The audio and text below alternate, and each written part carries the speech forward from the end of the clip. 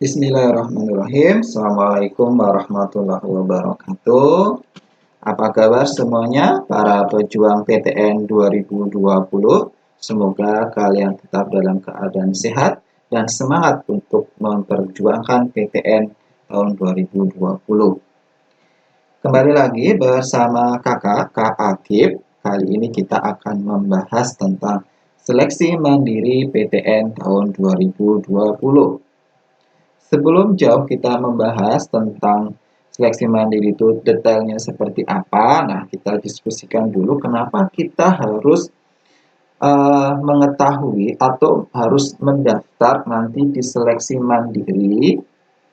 Nah, jawabannya yang pertama kalian tidak bisa cukup mengandalkan SBMPTN. Kenapa? Karena SBMPTN itu cukup ketat ya, cukup ketat persaingannya. Kalau kalian itu tidak diterima di SBMPTN, nah itu kalau kalian nggak ikut seleksi mandiri itu sangat sayang sekali. Karena nanti di seleksi mandiri itu beberapa juga menggunakan skor UTBK di SBMPTN.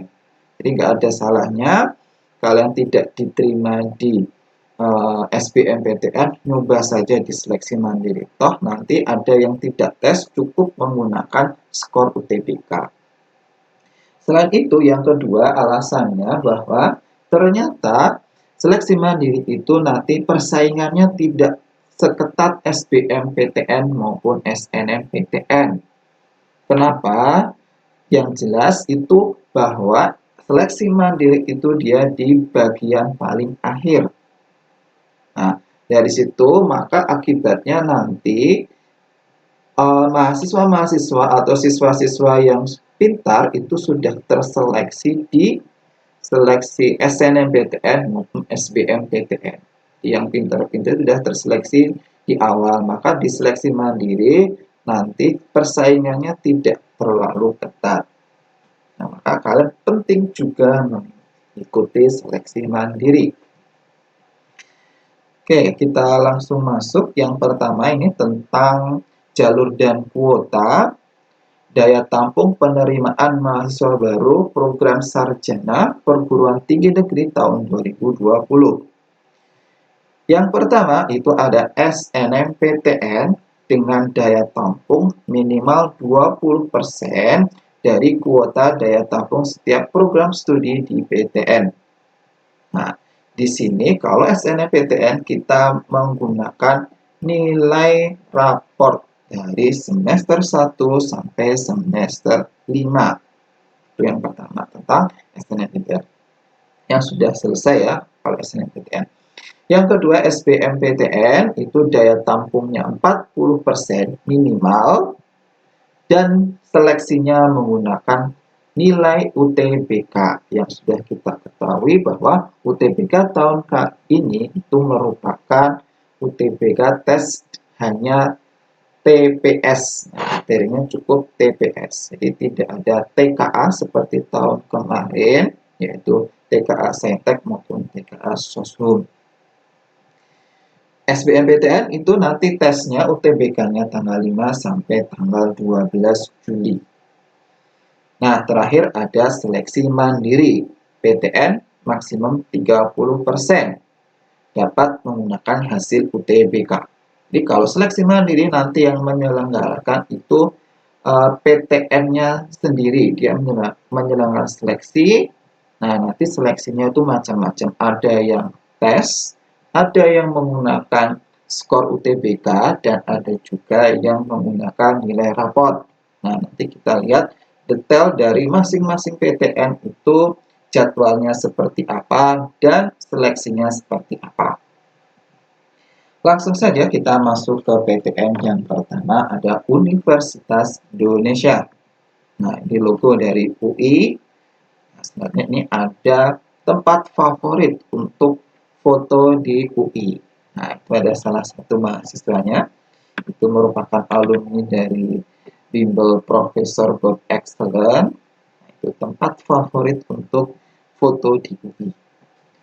Nah, untuk mengetahui detail seleksi mandiri di UI, kalian sebenarnya bisa lihat di web di link pendaftarannya simakui.ac.id. Nah, jadi di UI itu seleksi mandirinya itu dinamakan Simak UI. Langsung saja kita ke webnya simakui.ac.id. Nah, kita sekarang sudah masuk di webnya Simak UI.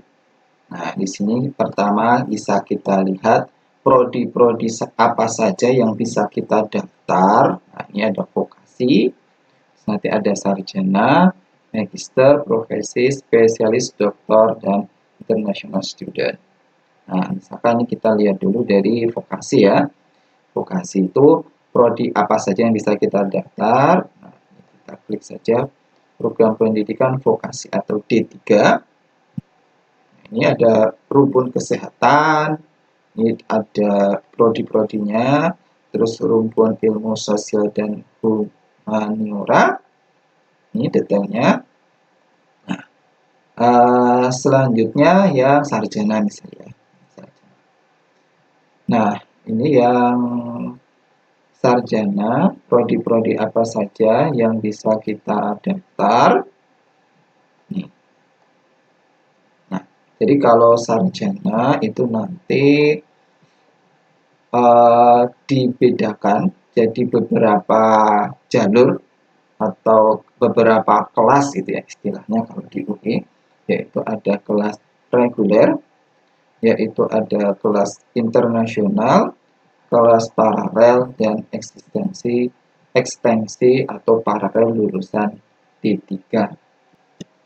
Nah, di situ bisa kalian lihat prodi-prodinya apa saja. Itu reguler itu ada kedokteran gigi, dan seterusnya. Kelas internasional apa aja, kelas paralel, dan ekstensi paralel lulusan D3. Nah, mungkin kalian ada yang belum paham apa bedanya kelas reguler, kelas internasional, kelas paralel, dan ekstensi paralel lulusan D3. Itu bedanya apa?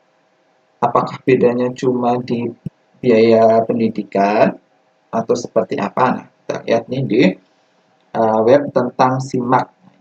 Web tentang SIMAK, di sini kita pilih apa bedanya vokasi, S1 reguler, S1 paralel, dan S1 kelas internasional, dan S1 ekstensi.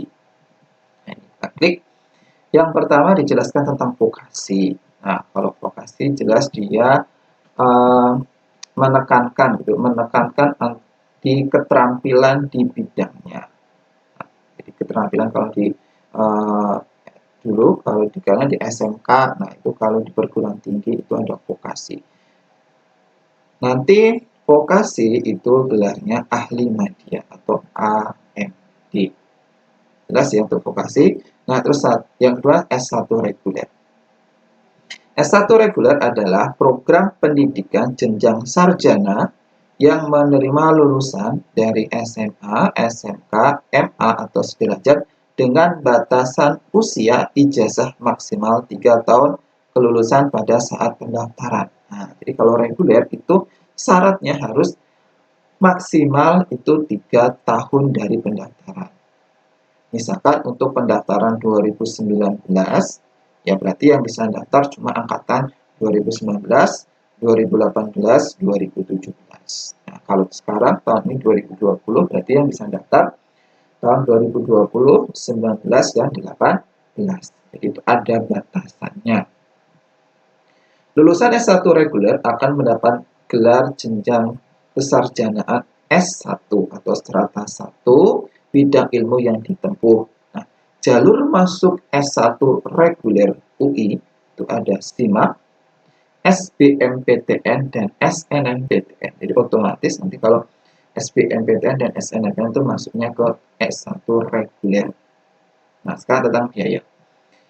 Biaya pendidikan mahasiswa S1 reguler SIMAK UI S1, reguler SBMPTN S1, dan reguler SNMPTN.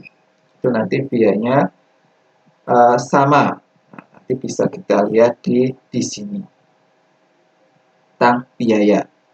Terus yang kedua ada S1 paralel. Nah, Kalau S1 paralel itu tidak ada batasan, ya ini. Jadi dia tidak ada batasan usia ijazah masuk program ini hanya melalui SIMAK UI. Nggak ada di dari 3 tahun terakhir sekarang nggak ada batasan. Misalkan sekarang 2020, angkatan 2017, 2016 masih boleh mendaftar. Dan hanya melalui SIMAK UI. Terus yang ini ada kalau D3 itu tanpa batasan usia juga melalui SIMAK ekstensi. Jadi SIMAK ekstensi itu untuk orang yang kalau dia D3 selesai ingin melanjutkan ke S1, nah itu namanya yang ekstensi. Nah, terus ini bisa dilihat detail, ada kelas internasional dan tadi S1 ekstensi. Nah, itu ya. Nah, sekarang coba kita lihat tentang biaya. Karena selain persyaratan tadi, kalau reguler itu 3 tahun terakhir ijazahnya, paralel itu terserah. Selain itu yang membedakan cukup signifikan juga tentang biaya. Coba kita lihat di sini tentang biaya. Sebentar. Nah, kita klik biaya. Maaf ya tadi error. Atau di sini aja kita klik di sini. Biaya pendidikan. Nah, ini tentang biaya pendidikan. Nah, ini di sini memberikan link tentang peraturan rektor ya tahun 2020. Yang pertama ini untuk non S1 reguler. Nah, yang bawah ada untuk reguler. Kita lihat dulu yang biaya sarjana reguler. Jadi reguler tadi itu tuh dari SNM, dari SBM dan dari SIMAK yang SIMAK kelas reguler. Nah, ini biayanya, langsung kita scroll ke bawah saja. Nah, ini yang penting. Yang pertama ada tarif uang kuliah tunggal biaya operasional pendidikan berkeadilan, disingkat BOPB. Nah, ini ada kelas-kelasnya, kelas 1, kelas 2, kelas 3, kelas 4, kelas 5, dan kelas 6. Biayanya bisa lihat detail di sini ya. Nah, ini tentang BOPB. Nah, terus di sini ada juga di bawah ternyata ada namanya BOPP atau biaya operasional pendidikan pilihan. Nah, ada di sini kelas 1, kelas 2, kelas 3, kelas 4, kelas 5. Kalau kita lihat biayanya jauh lebih mahal. Pertanyaan apa sih bedanya antara BOB, nah ini BOB sama BOP. Nah, ini tadi padahal kita sama-sama untuk kelas reguler ya, ini masih sama kelas reguler, belum kelas yang non reguler, ini masih kelas reguler. Ternyata di kelas reguler pun ada dua pendidikan, yaitu bisa pakai BOPB atau BOPP. Nah, bedanya apa? Nah, bedanya itu kalau BOPB itu kita harus mengupload berkas-berkas. Jadi kita upload berkas-berkas, misalkan gaji orang tua, terus ada rekening listrik, terus rumahnya itu masih ngontrak atau dia sudah punya rumah sendiri dan seterusnya. Jadi banyak sekali syarat-syarat gitu ya, syarat-syarat yang harus dikumpulkan. Nah, syarat-syarat itu nanti dikumpulkan ke pihak UI. Nah, kalau sudah dikumpulkan, kalian diverifikasi dari UI-nya, terus ditentukan, oh kalian itu masuk kelas apa? Apa kelas 1, kelas 2, kelas 3, kelas 4, kelas 5, atau kelas 6. Dan nanti biayanya ini. Gitu ya. Jadi, kalau BOPB itu kita upload berkas istilahnya. Terus diverifikasi, UI yang menentukan kita masuk ke kelas berapa. Jadi cukup ribet karena kita harus mengumpulkan banyak berkas. Tetapi kalau yang BOPP itu kita tidak perlu mengupload berkas atau mengumpulkan berkas. Jadi cukup langsung pilih saja, kamu pilih kelas 1, kelas 2, kelas 3, kelas 4, kelas 5. Jadi tidak perlu mengupload berkas. Ya enaknya itu nggak usah ribet-ribet ngurus, tapi ya biayanya jauh lebih mahal. Ya, jadi nggak usah bingung, bedanya BOPB sama BOPP. Semuanya sama untuk kelas reguler, yang membedakan tadi kalau BOPB dengan berkas yang menentukan UI, kalau yang BOPP itu tidak perlu berkas dan kita langsung menentukan sendiri.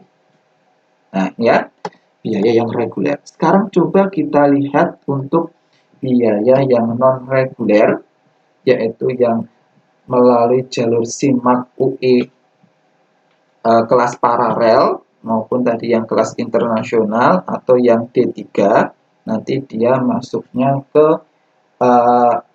S1 non-reguler. Oke, sebentar kita buka dulu nih file untuk biaya non-reguler.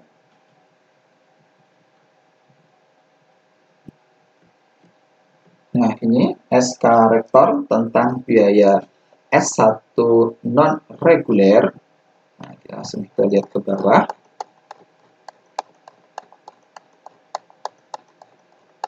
Nah, ini besaran tarif biaya pendidikan program pendidikan vokasi. Nah, ini tentang untuk biaya vokasi. Nah, sebelumnya saya jelaskan dulu bahwa salah satu perbedaan antara reguler dan non-reguler itu, kalau non-reguler itu dia ada uang pangkal.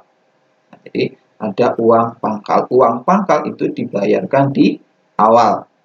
Kalau UKT tadi yang BOPP atau BOPB itu dibayarkan tiap semester.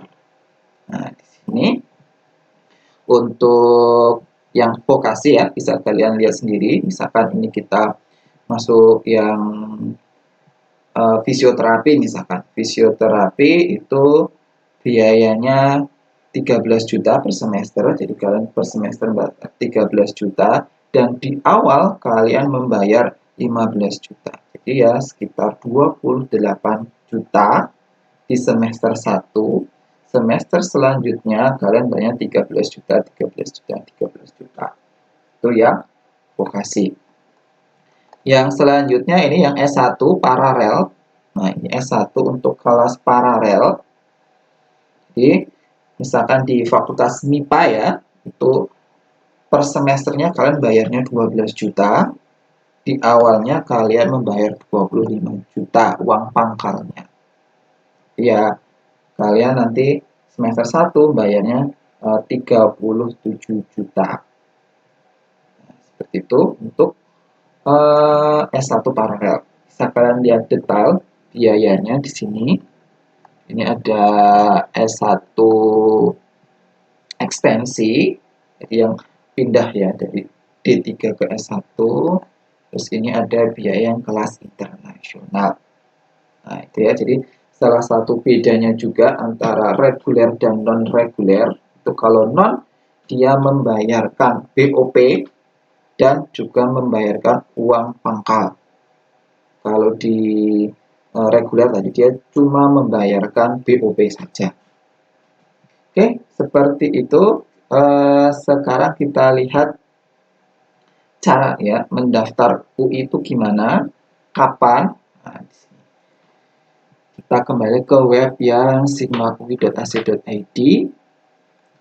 Di sini di bagian pendaftaran ya. Bagian pendaftaran, terus kalian bisa pilih di sini vokasi dan sarjana tadi, reguler, paralel, kelas internasional, vokasi atau ekstensi D3, dan ini persyaratannya. Nah, nanti bisa kalian lihat detail ya ini di masing-masingnya. Misalkan kita kasih contoh deh, kita pilih yang kelas S1 yang reguler misalkan. Nah, di sini di S1 reguler kalau kita klik itu muncul seperti ini. Nah, ini tuh daya tampung tahun lalu atau peminat tahun lalu itu seperti apa. Nah, ini yang reguler ya, SNM, SBM, dan ini SIMAK. Oh, ada keterangannya juga ya, ini sebelum kita ke bawah. Semakin besar persentase berarti daya saing semakin rendah. Dan semakin kecil persentase berarti daya saing semakin tinggi. Nah, misalkan di sini pendidikan dokter itu kalau disimak tahun lalu yang mendaftar itu ada 5.875, ketatannya 1,12%, daya tampung tahun ini itu 90 dan kelompoknya kelompok IPA. Nanti bisa kalian lihat detailnya. Ini cukup kecil ya. Kalau yang reguler itu ketatannya, maksudnya ini kalau yang kecil ini berarti nanti dia persaingannya akan semakin besar. Dia 90 banding 5.000. Ya, maka ini kecil sekali persentase untuk diterimanya. Ini ya reguler. Nah, sekarang kita lihat yang paralel. Nah, kalau yang SIMAK UI paralel, nah kalau paralel tadi kan cuma dari SIMAK ya, selain PPKB, kalau PPKB ini juga sudah selesai. Nah, ini bisa kelihatan juga. Ternyata persentasenya ya cukup besar ya daripada tadi kan kecil-kecil banget. Nah, ini juga yang daftar nggak terlalu banyak. Kalau tadi itu ribuan, kalau yang kelas paralel ini ternyata yang daftar nggak sampai ribuan, cuma puluhan saja. Misalkan matematika nih, tahun lalu ada yang daftar ada 424, yang diterima ada 14. Nah, jadi nggak terlalu besar juga ini persaingan. Ya, tapi ya membedakan kalau yang ini, yang paralel ini bayarnya jauh lebih mahal tadi karena ada uang pangkal. Kalau secara persaingan, sebenarnya ini persaingannya itu tidak terlalu ketat, kemungkinan diterimanya besar. Nah, nanti terus bisa kamu lihat juga di internasional seperti apa vokasi dan ini ekstensi tadi. Nah, kita lihat ke persyaratannya. Persyaratan pendaftaran. Nah, ini ada syarat-syarat ya. Jadi per prodi syarat-syaratnya seperti apa nanti bisa kalian lihat detailnya. Nah, ini. Ada jadi syarat buta warna dan seterusnya. Ini syarat-syaratnya. Nah, sekarang kita coba lihat tanggalnya. Ini kita ke beranda lagi untuk melihat kapan sih tesnya, terus apa yang diteskan. Nah, ini ada pengumuman SIMAK UI 2020 informasi awalan. Ini kita klik. Nah, ini. Untuk vokasi S1 paralel maupun S1 reguler SIMAK itu pendaftaran 19 Juni sampai 19 Juli. Ujiannya 26 sampai 30 Juli dan pengumuman 5 Agustus 2020. Nah, ini ya jadwalnya. Ya. Vokasi S1 paralel S1 reguler. Ini S1 internasional juga bisa kalian lihat. S1 ekstensi paralel lulusan D3. Terus ini yang profesi. Nah, syarat pendaftarannya seperti apa? Syarat pendaftarannya kita lihat yang vokasi S1 paralel S1 reguler itu mengunggah foto, mengisi data diri, pendidikan terakhir dan nilai rapot semester 1 sampai semester 6. Nah, di sini kalau SIMAK itu ternyata dia menggunakan nilai rapot juga dari semester 1 sampai semester 6. Ya, jadi rapot juga penting di sini. Selanjutnya, biaya pendaftaran. Biaya pendaftaran itu 400.000 itu untuk IPA dan IPS yang bisa memilih 2 pilihan. Dan IPC itu milih 3 pilihan, itu biayanya 500.000. Ada keterangan bahwa setiap pilihan berikutnya dikenakan 60.000. Nah, maksudnya apa? Misalnya nih, kalau itu ikutnya IPA gitu ya, IPA bayarnya 400.000, milih 2 pilihan. Nah, kalian sebenarnya bisa milih 3 pilihan, tapi nambah lagi biayanya 60.000. Jadi 460.000, nanti kamu bisa milih 3 pilihan di IPA.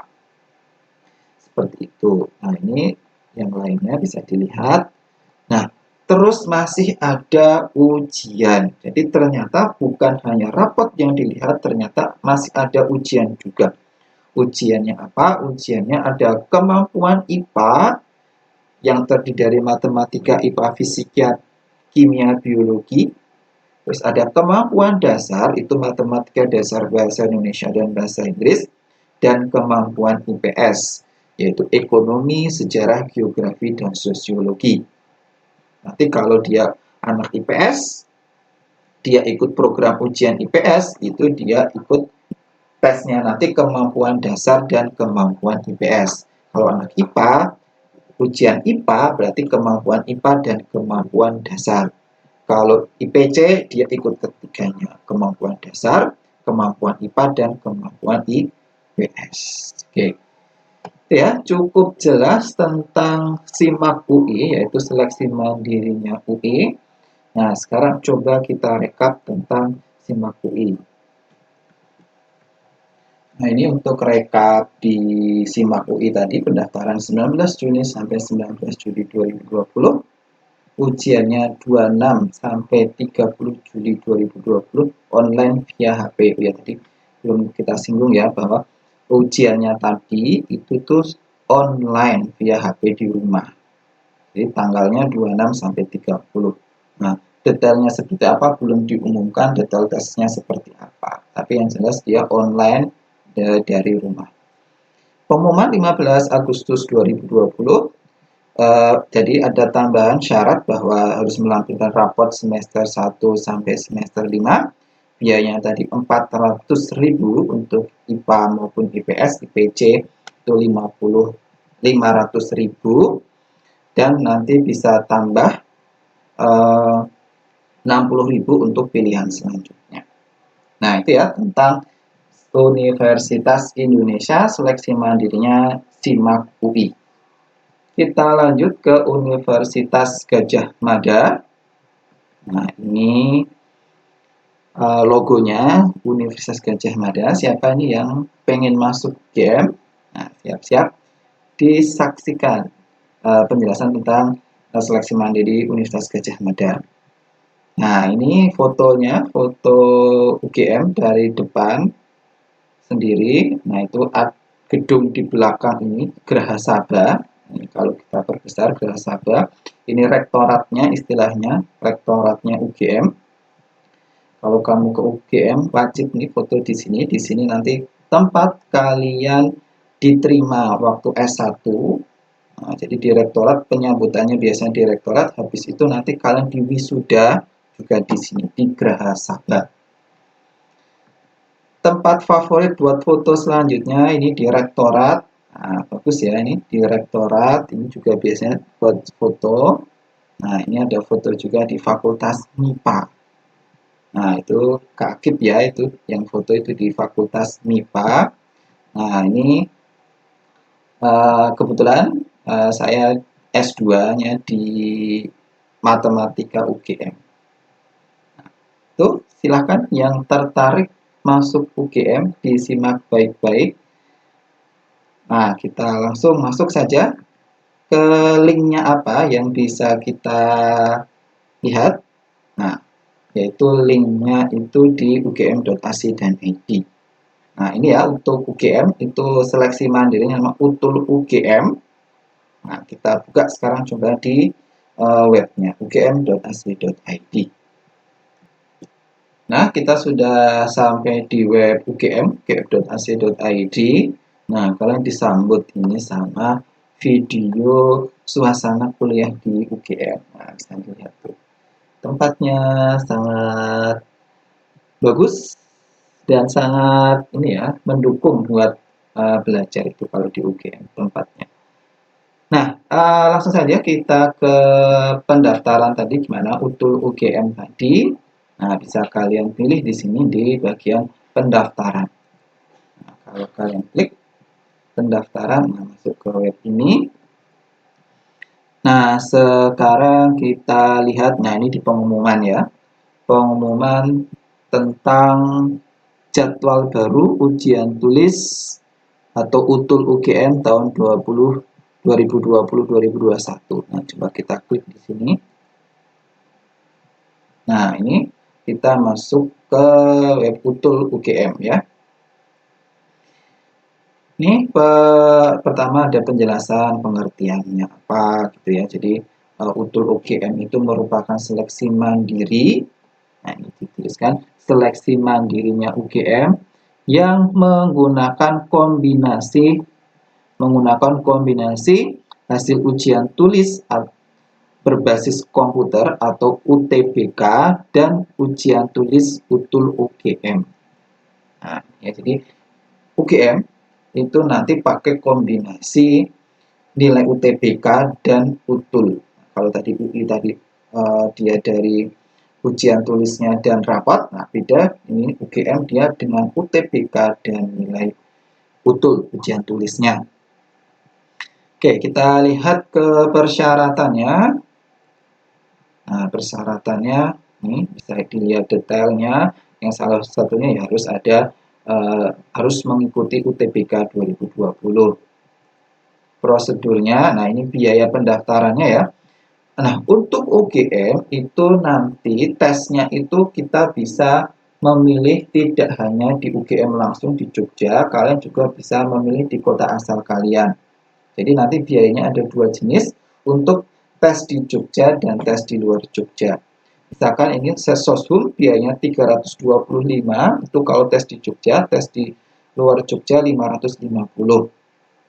Saintek itu sama 325 dan 550. Soshum atau maaf campuran itu 350.000 dan 575. Itu yang di luar Jogja.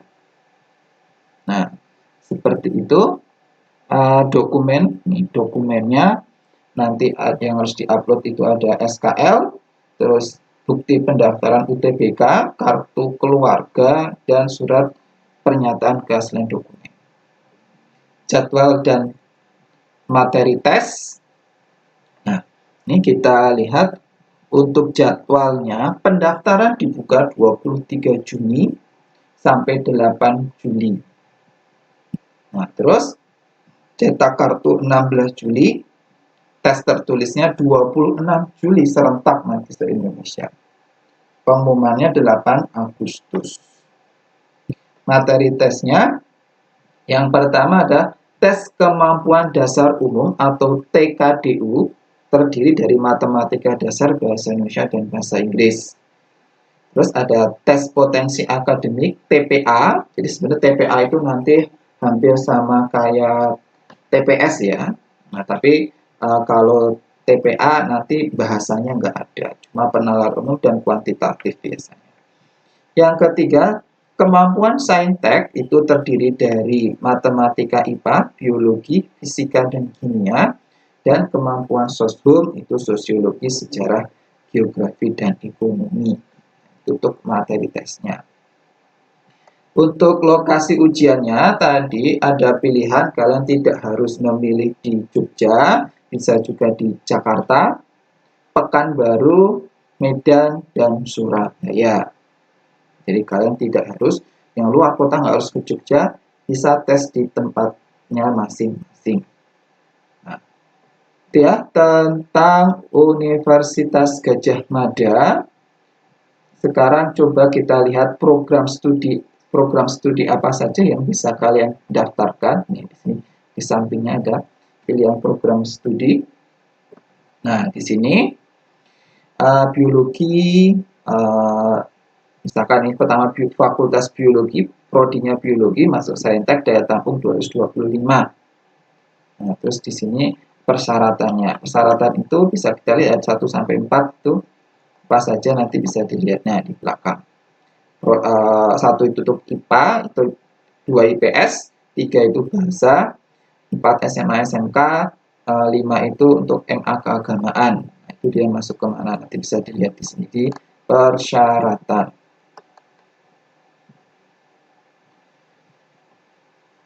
Nah, terus daya tampung di sini ini sebenarnya masih 225 itu keseluruhan ya.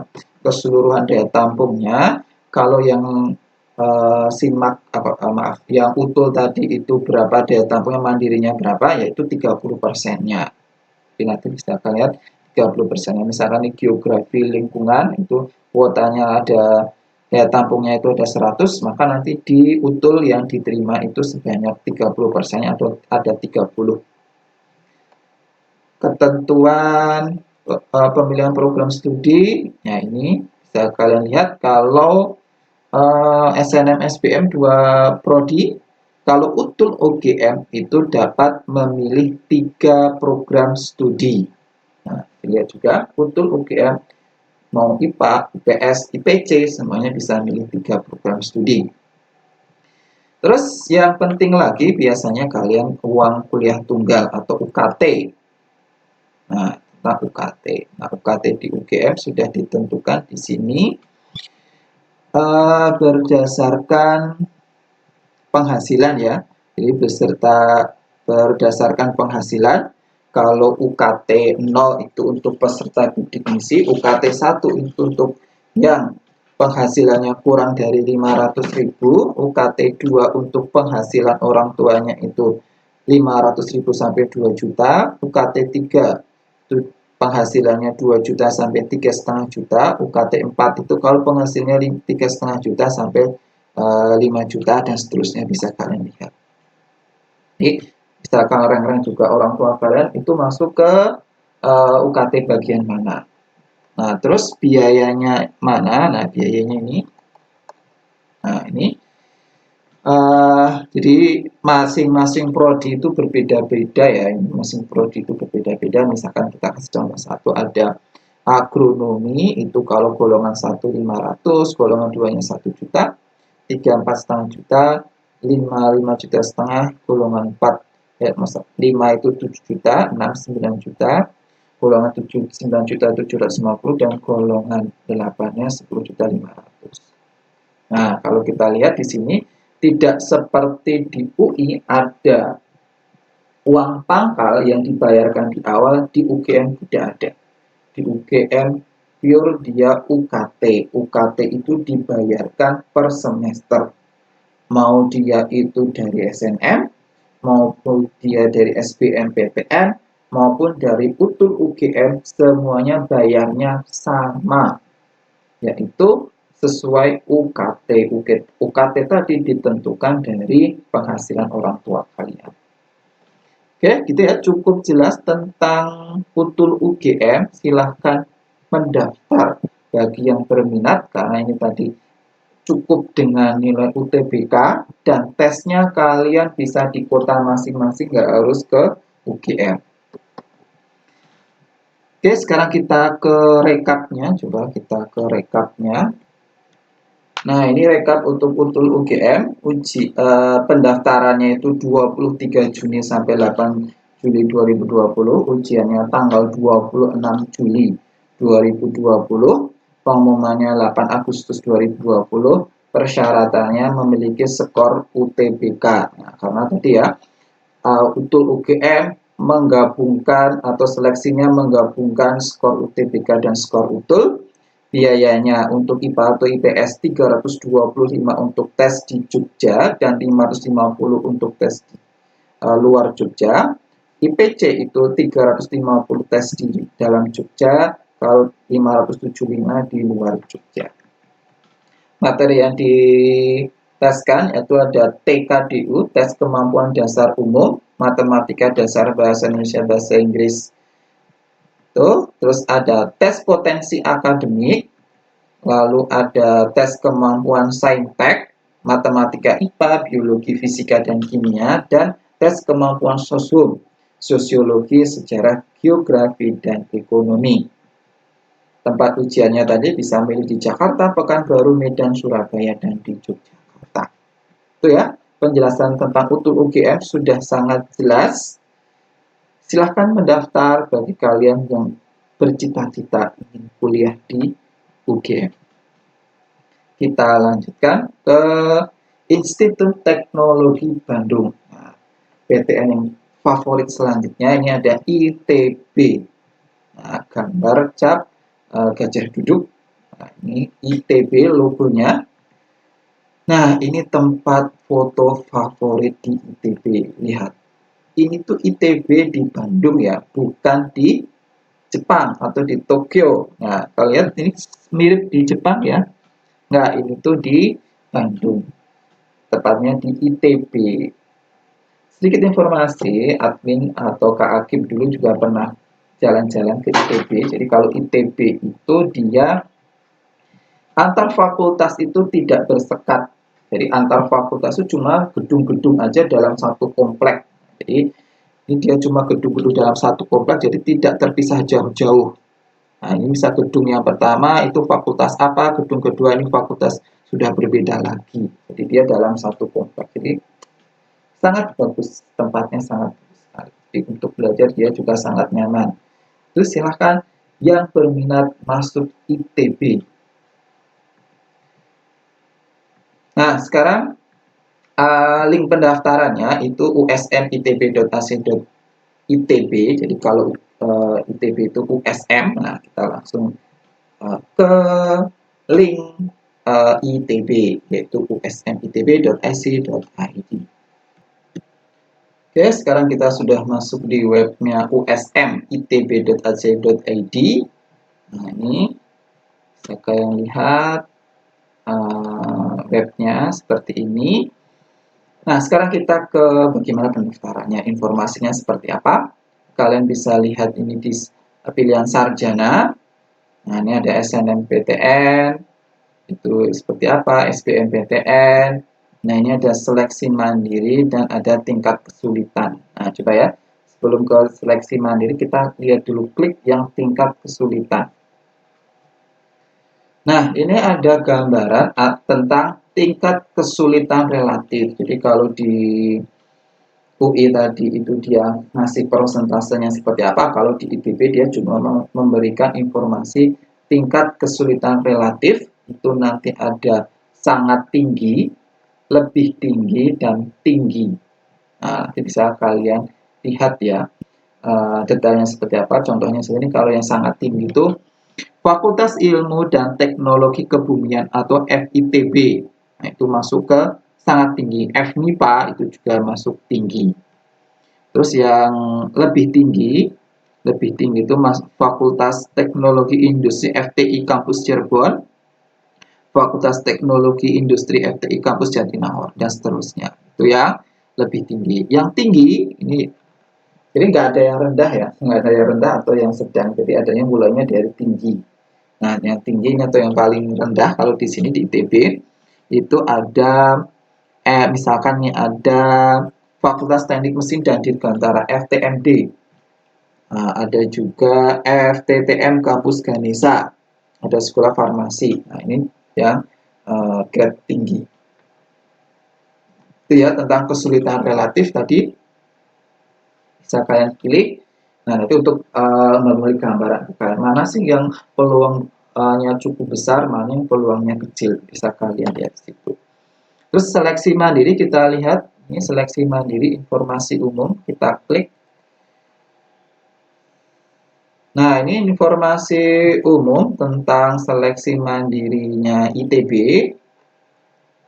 Nah, jadi di ITB dia memberikan informasi bahwa SNMPTN kuotanya 35%, SBMPTN 35%, dan SMITB itu 30%. Jadi ini seleksi mandirinya dia 30% ya dari kuota totalnya. Nah, terus tesnya seperti apa? Apakah kita harus tes lagi kayak di UI dan UGM? Nah, kita lihat ternyata di sini tidak. Kita lihat penyelenggaraan SMITB didasarkan pada Dex Evaluation dengan menggunakan komponen penilaian sebagai berikut, yaitu yang pertama hasil UTBK, nilai rapot, serta kriteria lainnya bagi pendaftar ke fakultas atau sekolah selain FSRD. Jadi selain FSRD nanti yang dilihat nilai UTBK, nilai rapot, dan tadi ada kriteria lainnya. Yang kedua, kalau dia ke FSRD, itu ada hasil UTBK, nilai rapor, hasil tes keterampilan, serta kriteria lainnya. Itu untuk yang pendaftar ke FSRD. Jadi FSRD nanti dia masih ada seleksi tes keterampilan. Tuh, tentang informasi umumnya. Kita lihat ke persyaratannya. Nah, ini persyaratan nanti bisa kalian lihat detailnya. Salah satunya harus melampirkan rapot semester 1 sampai semester 5 tadi ya, dan memiliki nilai UTBK SBMPTN 2020. Terus kita ke petunjuk pendaftaran. Nah, ini bisa kalian baca detail cara mendaftarnya seperti apa. Terus ada jadwal pendaftaran. Nah, jadwal pendaftaran itu tanggal 1 sampai 23 Juli 2020. Pelaksanaan ujiannya, nah, nggak ada seleksi ujian, tapi yang ada cuma ujian untuk ya tadi ya, fakultas FSRD tadi, itu nanti belum diinfokan, dan pengumuman hasilnya juga belum diinfokan. Nah, terkait masih mewabahnya COVID-19, di sini di IPB belum diinfokan secara detail kapan pengumumannya. Yang jelas pendaftarannya tanggal 1 sampai 23 menggunakan nilai rapot dan menggunakan skor UTBK. Terus biaya pendidikan, nah ini juga belum diumumkan biaya pendidikan seperti apa. Terus program studi.